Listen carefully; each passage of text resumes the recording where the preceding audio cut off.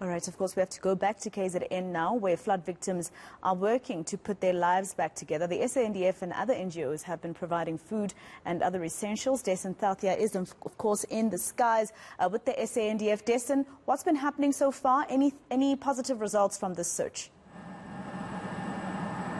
Okay, well, firstly, I must apologize for the audio, Maseko. You know that this is a very noisy aircraft, and that's the reason for all of the noise you're hearing now.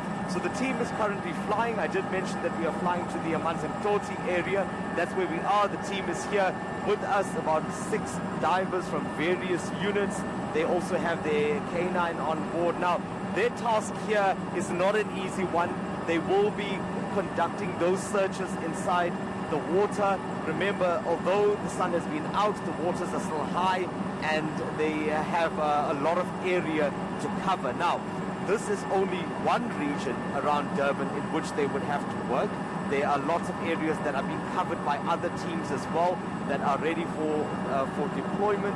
We are coming from the Virginia airport. That's where the coordination is happening. That's where the strategizing is happening. And currently part of this effort now is to try to locate those that are still missing. That number we still don't have, and that's because reports are still streaming in. There is no official number. That's how scary the situation is at the moment. It's just a case of working on whatever reports they have and any that are still coming in through the official channels. But there has been extra members. There have been extra members that have been brought in from other parts of the country, including Johannesburg. Most recently, Gauteng brought in members that landed here today. They are here to relieve some of the teams that have been working flat out since the beginning of the floods. You know, the aftermath. Teams have been working on the ground tirelessly since then. They are fatigued. The dogs are starting to become fatigued, and what's happening now is that they are relying on these extra resources that are meant to be coming in. The SANDF says that they will be bringing members in, more members that is, if they are needed. It's an incremental thing. So they will look at the needs. There's an assessment that was done yesterday. There was an assessment that was meant to be done this morning.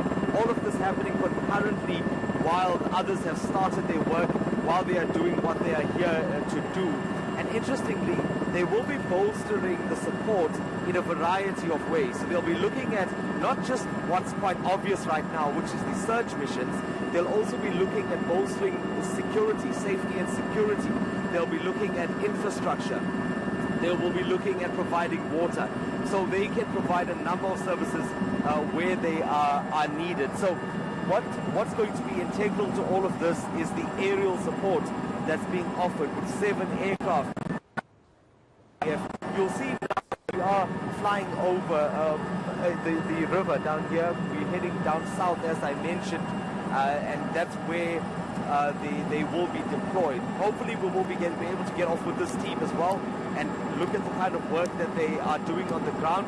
But I'll also tell you that this chopper is needed in other areas, which means that they might have to do drop-offs in certain places, come back and collect those members later when they are ready to do so.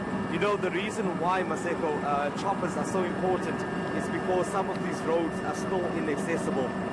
And this is the quickest and the most logical way to deploy these members to where they are.